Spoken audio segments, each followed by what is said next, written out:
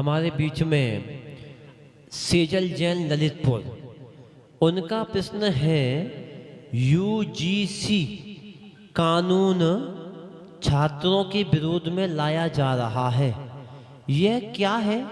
क्या हम लोगों का भविष्य अंधकार में नहीं होगा? क्या इसका हमें विरोध करना चाहिए? बहुत अच्छा। यूजीसी कानून ये लाया गया है। एक रोहित जैन नहीं, रोहित एक कोई व्यक्ति था, लड़का पढ़ने वाला। ये 2016 में उसने शिकायत की थी और एक पायल नाम की लड़की थी, उसने 2019 में शिकायत की कि हम जो एससी, एसटी और ओबीसी लोग हैं, हमारे साथ भेदभाव किया जा रहा है जातिवाद को लेकर के। तो उसको लेकर के सुप्रीम कोर्ट ने यह एक प्रस्ताव लाया कि ये सरकार इसको प्रस्तावित करके इस कानून को, इस एक्ट को सामने लाए। और उसको लाने के लिए सिर्फ यही उद्देश्य बनाया कि जो ओबीसी या एससी एसटी के जो लड़के हैं या एससी एसटी वाले, उनके साथ भेदभाव ना हो।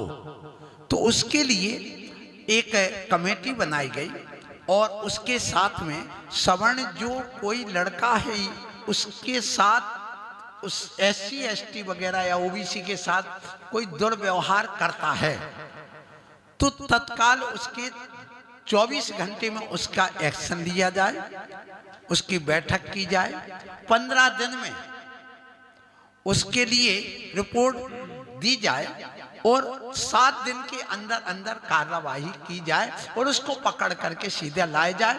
और ऐसा करके उसकी सबसे पहले डिग्री रोक दी जाए, उसको परीक्षा से वंचित कर दिया जाए।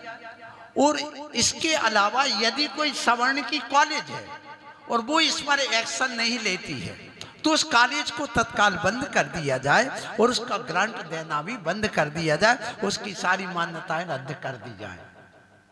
अब इस कानून को यदि लाया गया तो होगा ये, जैसे पहले हरिजन एक्ट से हम लोगों के साथ क्या क्या हुआ, सिर्फ वहां तो 2 शिकायत हुई, लेकिन यहाँ लाखों शिकायतें। कैसी?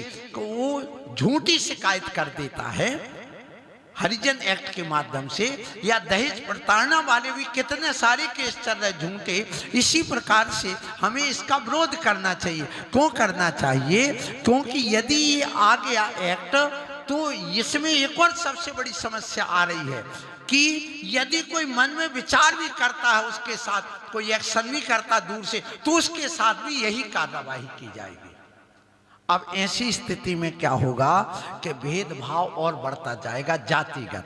दूसरा, कोई शिकायत करेगा झूठी भी तो भी ये मानी जाएगी। तीसरी, मिसयूज किया जाएगा। चौथा, उन बच्चों का कैरियर बर्बाद हो जाएगा।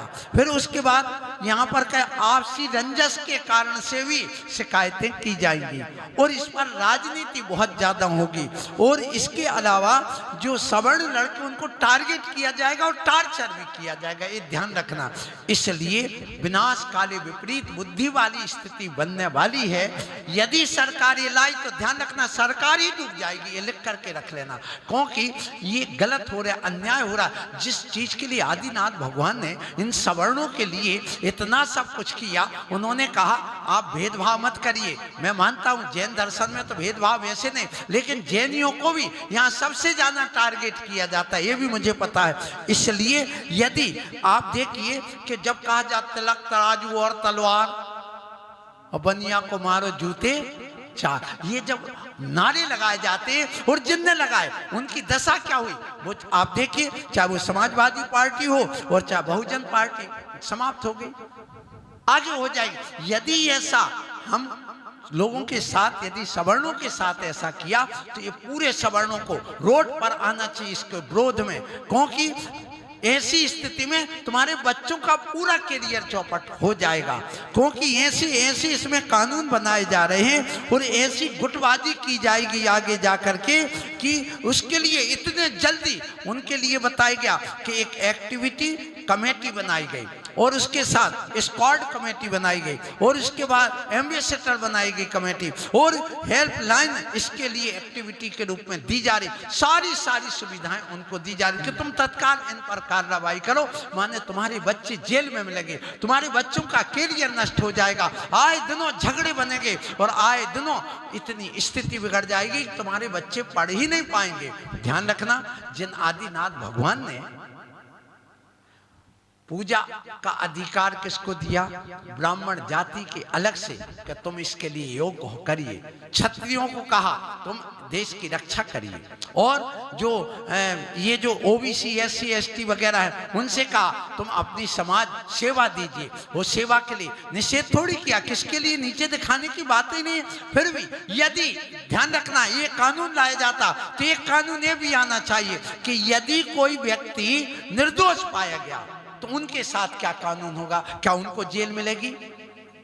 क्या उनके साथ उनको दंडित किया जाएगा? क्या उनको निलंबित किया जाएगा जो झूठा आरोप लगा रहा है? ये भी तो सोचना पड़ेगा, देखना पड़ेगा।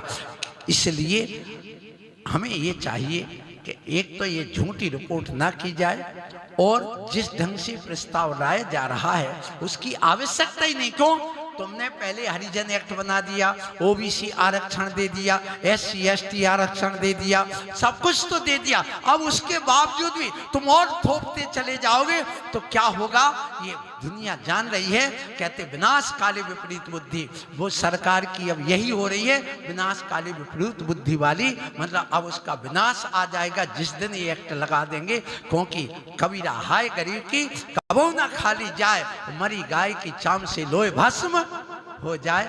इसलिए ध्यान रखना, ये जो एक्ट ला रहे जितने भी सवर्ण नेता हों उन सबको वापस ले जाना चाहिए, सबको वापस। इसके लिए बहिष्कार कर देने चाहिए सरकार का, कोई भी पार्टी में हो कि नहीं हम ये चाहेंगे नहीं, और वो वापस आ जाए, सरकार अपने आप धड़ाम से गिर जाएगी। कब तक चलाओगे? वहां पर आपको मालूम है कि एक वो है नेता, क्या नाम से उसका, मुस्लिम नेता है जो बहुत बोलता है, ओबीसी नहीं, ओबीसी वो ओबीसी को अपनी तरफ खींचने में लगा। वो कहता अरे तुम क्षत्रिय क्या कर रहे, तुम्हारे साथ ब्राह्मण बनिया क्या करते, तुम हम में मिल जाओ, हम तुम्हें कितना उत्थान करते हैं, तुम्हें क्या करते। माने उनको वो खींच रहे, यहाँ सरकार इनको खींच रही और हम लोगों की खिंचाई उल्टी व्यर्थ में हो रही है।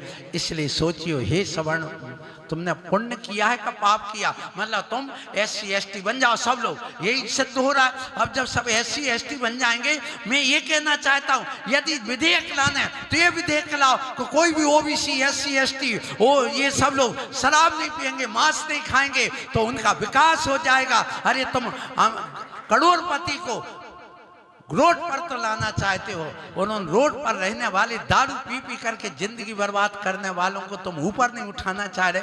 अरे विधेयक लाओ तो कोई भी एससी एसटी ओबीसी वाला शराब नहीं पिएगा, तो अपने आप उनका उत्थान हो जाएगा। ऐसे विधेयक लाने से उनका उत्थान ना हुआ है ना होगा। इसलिए जिस बिटिया ने ये प्रश्न किया है उसको मेरा बहुत बहुत आशीर्वाद, और यही अपन को चाहिए कि इसका हम विरोध करें और करना ही चाहिए। पूरे राष्ट्रीय स्तर पर इसका विरोध होना चाहिए।